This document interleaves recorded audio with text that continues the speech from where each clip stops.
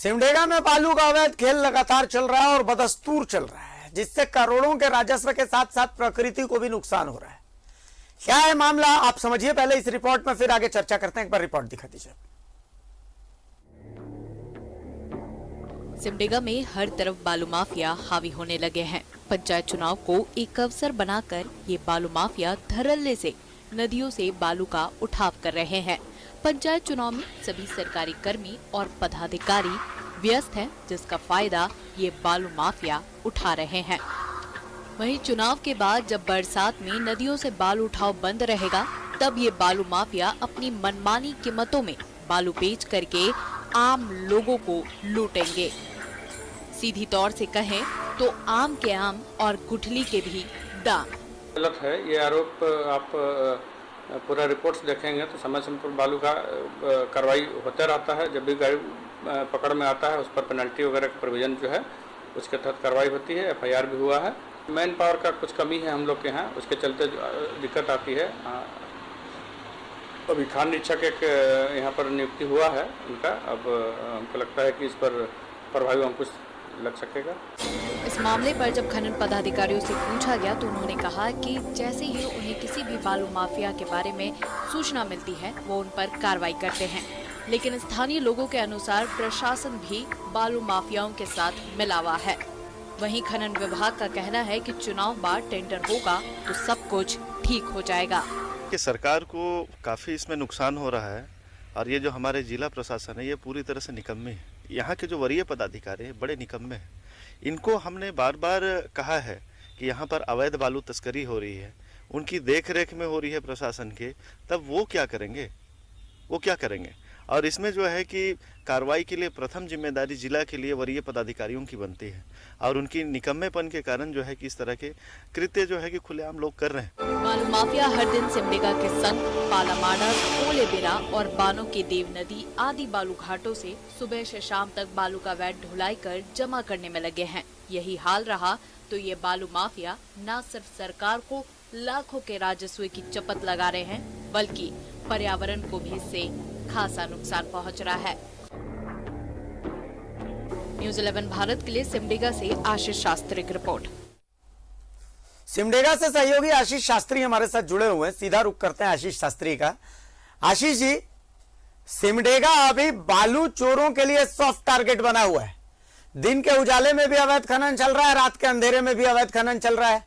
सवाल ये नहीं है, सवाल ये है कि प्रशासन क्या कर रहा है। थाना को ये कह दिया गया कि भाई थाना जो है वो बालू की गाड़ियां नहीं पकड़ेंगी, तो अब पूरी जिम्मेदारी जो अंचल है उस अंचल के सीओ की होती है, जिला माइनिंग अधिकारी की होती है। क्या जिला माइनिंग अधिकारी सक्रिय हैं? क्या जिले का अंचल कार्यालय सक्रिय है? अंचल अधिकारी सक्रिय हैं इन सब चीजों को लेकर के? जी अभिषेक, देखिए बता दें कि अभी पंचायत चुनाव के कार्य चल रहे हैं और इसके लेकर जो अंचल अधिकारी हैं वो चुनाव ड्यूटी में सुबह 10 बजे से शाम के 5 बजे तक ये जुटे हुए हैं। दूसरी तरफ अगर जिला खनन पदाधिकारी की बात की जाए तो वे सिमडेगा के साथ साथ हजारीबाग के भी चार्ज में हैं। समझा जा सकता है कि हजारीबाग में अगर वो 2 दिन रहेंगे, उसको सिमडेगा आएंगे तो दूरी काफी है, आने जाने में 1 दिन बीतता है, तो हफ्ता में वो महज 2 दिन यहाँ रहते हैं। तो 2 दिनों में इन बालू माफियाओं पर कैसे अंकुश लगाया जा सकता है, इसे बहुत आसानी से समझा जा सकता है। और दूसरी तरफ रही बात इन बालू माफियाओं की, तो अहले सुबह 4 बजे से जो धड़ाधड़ ट्रैक्टर नदियों में घुसती है वो जाकर रात में 8 बजे 9 बजे ही शांत होती है। तो हर दिन एक नदी घाट से करीब करीब 1500 से 2000 ट्रैक्टर बालू निकाला जा रहा है। आप सोच सकते हैं कि इससे पर्यावरण को कितना बड़ा नुकसान है और सबसे बड़ी चीज कि सरकार को कितने राजस्व की नुकसान हो रही है। अभिषेक, यहाँ एक चीज और बता दूं कि जिस शंख नदी घाट के हम तस्वीरें दिखा रहे थे, उस पुल की तस्वीरें दिखा रहे थे, उस पुल पर से हर दिन कई अधिकारी गुजरते हैं। उस पुल पर से साफ नजर आता है कि ट्रैक्टर बालू उठा रहा है और उस शंख नदी घाट से जब शहर की ओर आती है बालू तो उस रास्ते कई अधिकारियों के घर हैं।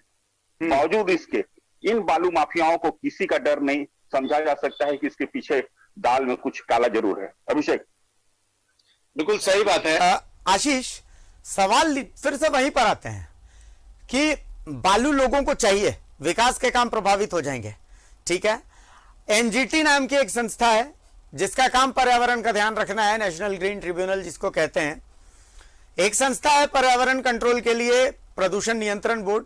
ये तमाम चीजें, जिले में अधिकारी होता है, जिला अधिकारी जिनका नाम है डीसी कहते हैं।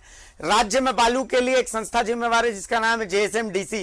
ये तमाम चीजें रहते हुए इतना बड़ा खेल चल रहा है, नदियों का पूरा अस्तित्व मिटाने का खेल चल रहा है, ये तमाम चीजें चल रही है और कोई एक्शन नहीं ले रहा। तो इतना तो ये समझा जा सकता है, अगर कोई कह दे कि भाई प्रशासन को पता नहीं है और इतना बड़ा खेल कह रहा है तो ये तो हास्यास्पद बात हो जाएगी।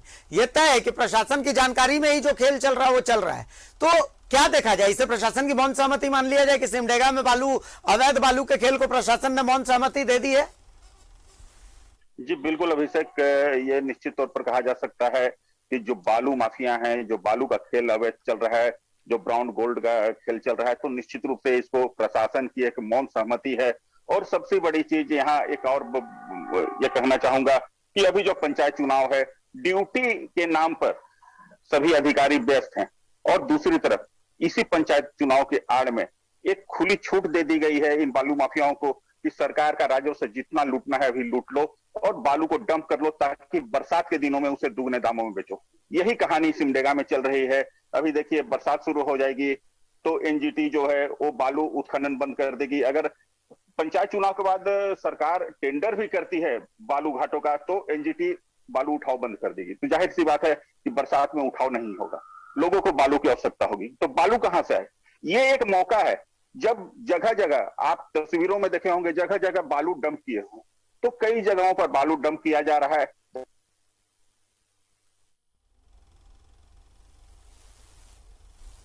जी बिल्कुल। चलिए, यानी कुल मिलाकर के यही मान लें कि अब प्रशासन को एक्टिव होने की जरूरत है। प्रशासन एक्टिव नहीं होगा तो जो हम तस्वीरें दिखा रहे हैं वो नदियों का अस्तित्व को समाप्त कर देंगे। बहुत शुक्रिया आशीष शास्त्री इस तमाम चर्चा के लिए, इस तमाम जानकारी के लिए। तो सिमडेगा में प्रशासन को इस पर संज्ञान लेना ही पड़ेगा। बहुत शुक्रिया आशीष इस तमाम जानकारी के लिए, इस तमाम बातचीत के लिए। सिमडेगा से आशीष हमारे साथ जुड़े हुए थे।